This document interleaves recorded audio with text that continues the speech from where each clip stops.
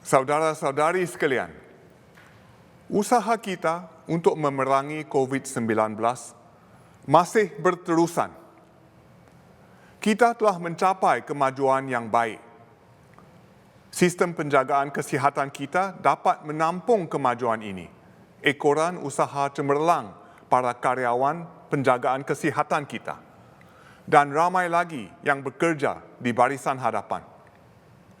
Yang paling penting, kita berjaya memastikan kadar kematian kekal rendah antara yang terendah di dunia.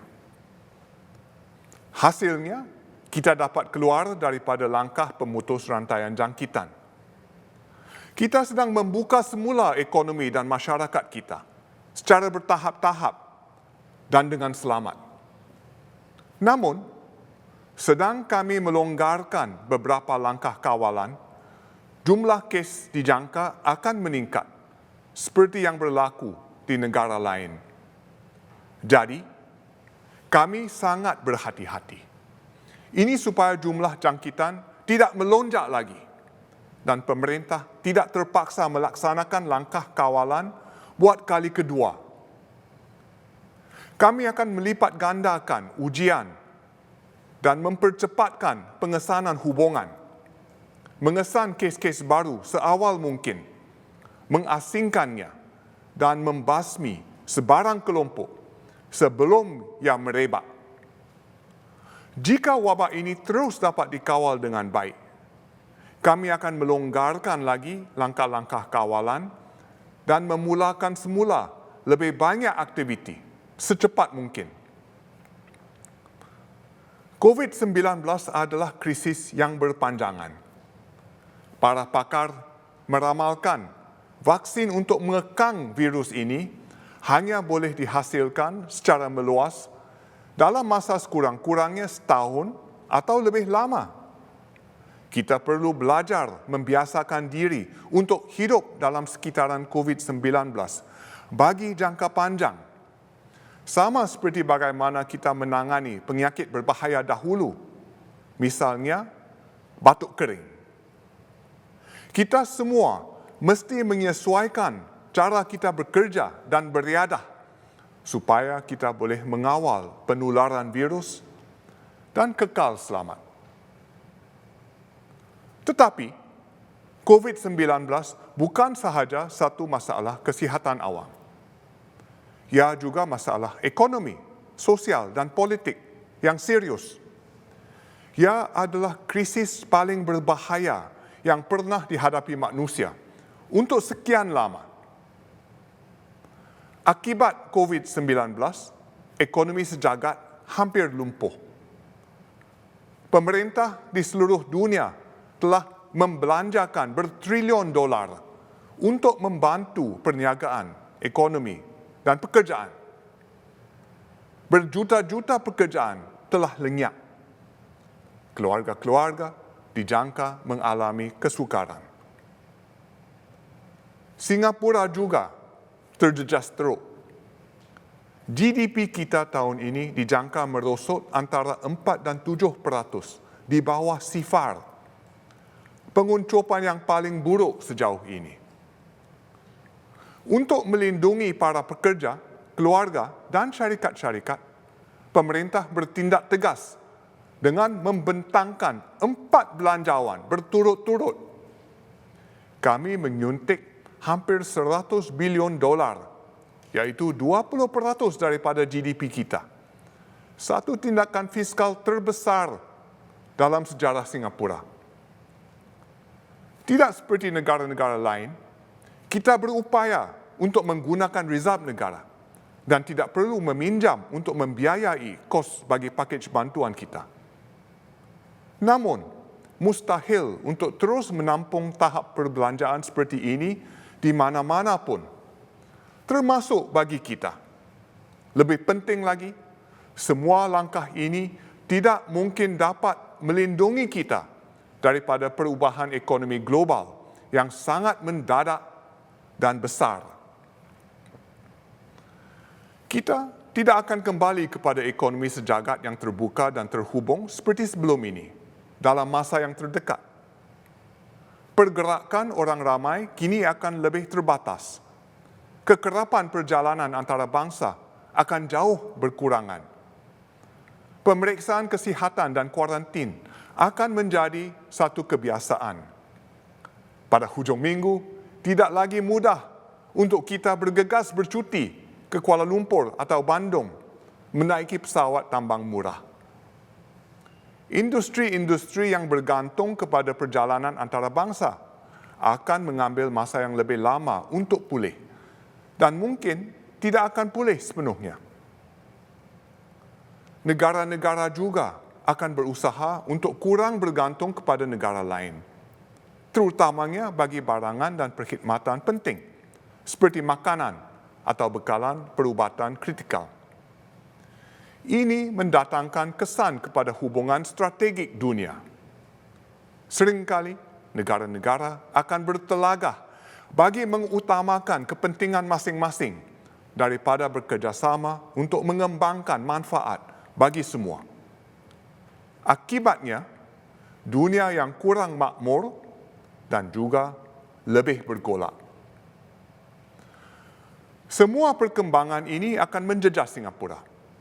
Sejak dari tempoh sebelum kedatangan Raffles lagi, kita makmur kerana menghubungkan diri kita dengan dunia luar. Pada mulanya, Singapura adalah hub perdagangan. Kemudian, sebuah pelabuhan antarabangsa. Sebelum membangun sebagai hub penerbangan, kewangan dan telekomunikasi. Kita meraih manfaat yang sangat besar daripada ekonomi global yang terbuka dan terhubung. Sebahagian besar ekonomi kita, seperti perkilangan, bioteknologi, perkhidmatan keuangan, dan logistik, memenuhi keperluan pasaran serantau dan sedunia. Malah, pelbagai sektor dalam negeri, seperti runcit, F&B, dan hiburan, bergantung kepada pelancongan. Kini, kita perlu menyesuaikan diri dengan masa depan yang sangat berbeza. Banyak syarikat, kecil dan besar, akan terjejas teruk. Sesetengah industri akan berubah buat selama-lamanya. Ada yang perlu mencipta semula perniagaan mereka untuk terus wujud. Para pekerja juga akan merasakan keperitannya. Pemberhentian pekerja dan pengangguran akan meningkat. Sesetengah pekerjaan akan lenyap dan tidak akan muncul lagi. Para pekerja harus mempelajari kemahiran baru untuk terus digajikan. Yang jelas, beberapa tahun mendatang akan menjadi satu tempoh yang penuh dengan gangguan dan kesukaran bagi Singapura. Tetapi, di sebalik cabaran berat yang kita hadapi, ini jaminan saya. Jangan bimbang, kita tidak akan tumbang. Saya yakin kita mampu untuk menjamin masa depan yang cerah untuk Singapura. Biar saya beri anda 3 sebab. Pertama, kita mempunyai kekuatan ekonomi dan nama baik di peringkat antarabangsa, sesuatu yang dipupuk berdekad-dekad lamanya. Kita amat terhubung dengan aliran perdagangan, pelaburan, modal dan manusia di peringkat global. Perdagangan dan pelaburan antarabangsa mungkin akan berkurangan, tetapi ia tidak akan terhapus sama sekali. Sesetengah aliran akan dilencongkan dan tertutup, tetapi saluran-saluran lain pula akan dibuka. Masih terdapat pasaran di luar negara dan peluang untuk kerjasama antarabangsa. Nama baik kita yang kukuh dan dipercayai akan banyak membantu. Dalam dunia yang bergolak, para pelabur akan menghargai jaminan sebuah pemerintah yang menghormati peraturan. Rakyat yang memahami apa yang dipertaruhkan. Sebuah sistem politik yang stabil dan matang. Semua ini akan membolehkan perniagaan untuk terus beroperasi walaupun dalam tempoh krisis. Tindak tanduk Singapura dalam menghadapi krisis ini, iaitu secara terbuka dan telus, tidak gentar menghadapi kebenaran dan tidak bertindak sewenang-wenangnya, hanya akan memperkukuhkan lagi kelebihan kita. Kedua, kita sudah lama mempersiapkan diri bagi masa depan yang berbeza. Kita sudah pun berusaha dengan gigih untuk menjalani transformasi dan mendalami kemahiran kita. Kita membuat perancangan bagi ekonomi masa hadapan, melabur dengan banyak untuk mempertingkatkan kemahiran pekerja kita melalui Skills Future, mendigitalkan kedua-dua sektor swasta dan pemerintah, memperkukuh keupayaan inovasi dan R&D agar kita menyerlah di Asia dan di dunia. Tiada siapa yang boleh meramalkan rupa ekonomi sejagat selepas COVID-19. Tetapi, strategi-strategi ekonomi masa hadapan ini akan mengukuhkan kedudukan kita dan membantu kita menyesuaikan diri walau apapun yang terjadi. Kita perlu bertindak dengan lebih pantas dan tangkas. Misalnya, kita tahu banyak perniagaan tidak dapat bertahan. Kami akan menyokong usaha perniagaan-perniagaan ini untuk menjalani transformasi, mengubah model perniagaan mereka atau berpindah ke bidang yang berbeza dan lebih berpotensi. Kami sedang memastikan rantaian bekalan kita lebih berdaya tahan. Contohnya dengan mempelbagaikan sumber makanan kita. Kami sedang mendapatkan sumber bekalan terbaru seperti telur dan ayam beku dari Poland serta udang dari Arab Saudi. Selain sumber makanan, kami juga sedang bekerja keras untuk mengekalkan dan menarik bakat dan pelaburan demi menyumbang kepada pemulihan kita. Sedang beberapa negara menutup pintu mereka, kami terus mengamalkan dasar terbuka. Dengan memanfaatkan kelebihan kita sepenuhnya, para pekerja dan industri kita akan dapat mengharungi krisis ini sebaik mungkin serta bangkit lebih cepat dan menjadi lebih kukuh. Ketiga, kami mempunyai program dan perancangan untuk menangani cabaran-cabaran di hadapan kita. Sekarang ini, agenda paling utama pemerintah ialah pekerjaan, membantu rakyat mengekalkan pekerjaan mereka atau mencari pekerjaan baru. Ini termasuk mereka yang berusia 40-an atau 50-an tahun yang menyara anak-anak dan ibu bapa yang lanjut usia dengan komitmen kewangan yang perlu dibayar. Juga para pekerja matang yang hampir bersara, yang ingin bekerja beberapa tahun lagi untuk menabung bagi hari tua. Kami juga mau membantu pekerja bergaji rendah, mereka yang bekerja sendiri dan pekerja bebas dalam ekonomi gig. Begitu juga graduan baru yang memasuki pasaran pekerjaan dalam tahun yang sangat mencabar ini. Untuk membantu semua golongan ini, kami memperkenalkan beberapa skim bantuan yang membolehkan rakyat mengekalkan pekerjaan mereka serta menyediakan sokongan pendapatan bagi berjuta-juta rakyat Singapura dan keluarga mereka. Untuk menggembleng dan memacu semua usaha berkaitan pekerjaan, kami menubuhkan Majlis Pekerjaan Kebangsaan. Menteri Kanan Tharman Shanmugaratnam memimpin usaha ini. Majlis ini akan menyelaraskan usaha semua agensi pemerintah, NTUC dan majikan. Ia juga akan melihat bagaimana kita boleh mencipta pekerjaan baru bagi ekonomi kita. Ini akan memastikan usaha-usaha kita berkesan dalam sektor awam dan swasta. Jadi, jika anda memerlukan pekerjaan, anda akan dibantu dan benar-benar ada pilihan untuk diteroka. Selain COVID-19 dan cabaran ekonomi, kita juga perlu menangani isu-isu luar negara dan dalam negeri yang penting. Di luar negara, kita perlu mengemudi lanskap strategik yang berubah-ubah. COVID-19 telah mengeruhkan hubungan antara Amerika Syarikat dan China. Tindakan dan tindak balas telah meningkatkan ketegangan hari demi hari. Semakin sukar bagi negara-negara untuk terus menyokong kedua-dua kuasa ini.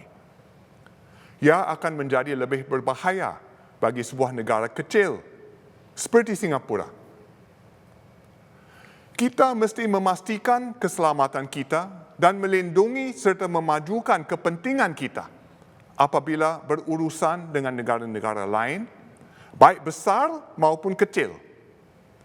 Kita mesti bekerjasama dengan negara-negara yang sealiran untuk menyokong perdagangan bebas dan perikatan berbilang pihak, serta meluaskan pengaruh kita di dunia. Di dalam negeri, kita mesti mengukuhkan jalinan sosial kita. Kita mengambil langkah-langkah darurat untuk membantu semua penduduk mengharungi krisis ini bersama-sama. Lebih daripada itu, kita perlu memikirkan dengan teliti bagaimana untuk memperbaiki jaringan keselamatan sosial kita. Sokongan sosial yang dapat dikekalkan akan memberi keyakinan kepada rakyat untuk menghadapi keadaan yang tidak menentu dan mengubah kehidupan mereka. Kami perlu membuat keputusan yang sukar mengenai apa yang perlu diutamakan, sumber-sumber dan belanjawan. Namun, janji kami tetap sama, bahawa setiap rakyat Singapura memiliki peluang yang saksama serta peluang bagi mendapatkan pendidikan, penjagaan kesihatan dan perumahan yang baik, tidak kira apapun titik permulaan anda dalam hidup. Bagi anda yang tercicir, kami akan bantu anda bangkit dengan lebih kuat lagi. Di Singapura, kebajikan semua warga dijaga dan tiada seorang pun yang akan dibiarkan terpinggir atau menanggung semua ini sendirian. Dalam minggu-minggu akan datang, beberapa menteri akan berucap dan berkongsi perancangan pemerintah dengan anda. Kami ada agenda yang padat untuk tahun-tahun mendatang. Demi memastikan perancangan kami berjaya, kami memerlukan satu ramuan terakhir, iaitu perpaduan dan daya tahan rakyat kita. Dari masa ke semasa, negara dan rakyatnya diuji seperti kita sekarang ini diuji. Ada yang musnah dan tewas dek tekanan. Ada pula muncul lebih teguh. Singapura lahir akibat sebuah krisis. Setiap kali diuji, setiap kali itulah kita berjaya mencipta peluang baru dan berkembang maju. Misalnya, semasa kita mula-mula merdeka, tiada siapapun yang percaya bahawa kita boleh bertahan. 2 tahun kemudian, pihak British tiba-tiba mengumumkan pengunduran tenteranya daripada Singapura. Ramai yang yakin ini titik kehancuran Singapura. Namun, kita membuktikan sebaliknya. Generasi perintis berjuang untuk menentukan nasib mereka sendiri dan daripada gagasan golongan pendatang, maka lahirlah sebuah negara. Generasi merdeka pula menyerahkan seluruh jiwa dan raga untuk memastikan Singapura berjaya. Mereka mengharungi pelbagai dugaan. Namun, mereka sentiasa teguh berazam dan tidak gentar apabila berdepan dengan cabaran yang sukar. Itulah asal-usul kita dan pencetus kejayaan kita. Kini, giliran kita pula untuk mengatasi krisis segenerasi ini. Pilihan-pilihan yang kita ambil dalam krisis ini akan membentuk jati diri warga Singapura sebagai satu rakyat dan nilai-nilai serta cita-cita yang ingin kita wariskan kepada generasi akan datang. Apabila berada dalam keadaan yang terdesak, apakah kita akan ditewaskan oleh rasa marah, takut dan kepahitan, atau bangkit dengan mencontohi azam nenek moyang kita untuk terus teguh membuat pilihan-pilihan yang sukar dan tetap saling mempercayai satu sama lain. Sepanjang krisis ini, ramai rakyat Singapura yang tampil ke depan. Para pekerja penjagaan kesihatan, pegawai perkhidmatan awam, pemimpin akar umbi dan sukarelawan, serta ramai lagi. Ada yang senyap bekerja di belakang tabir, menjaga para pekerja asing di dormitory dengan baik. Yang lain menjahit pelitup, menyediakan makanan untuk golongan yang memerlukan, atau membaik pulih komputer untuk digunakan bagi pembelajaran dari rumah. Di luar negara, ada rakyat Singapura yang sanggup memandu beratus-ratus kilometer demi membawa rakan senegara menaiki penerbangan SQ untuk pulang ke tanah air. Tindakan wira-wira ini mencerminkan perpaduan dan keihsanan sesama manusia. Nilai-nilai terbaik dalam kalangan kita. Mereka menunjukkan bagaimana kita boleh bangkit lebih kukuh daripada krisis ini dengan kesedaran yang lebih mendalam tentang apa yang dimaksudkan sebagai jati diri rakyat Singapura. Inilah sebabnya saya yakin kita mampu untuk kekal menjadi luar biasa.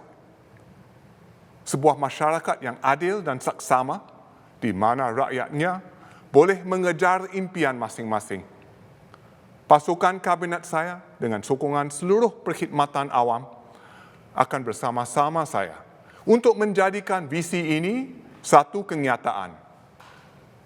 Kami memerlukan setiap anda untuk bekerjasama dengan kami. Masa depan kita berada dalam genggaman kita. Mari kita buktikan kemampuan pasukan Singapura. Mari kita membawa Singapura keluar daripada krisis ini dengan selamat dan bersama-sama mari kita pastikan agar semangat Singapura terus mekar di persada dunia. Terima kasih.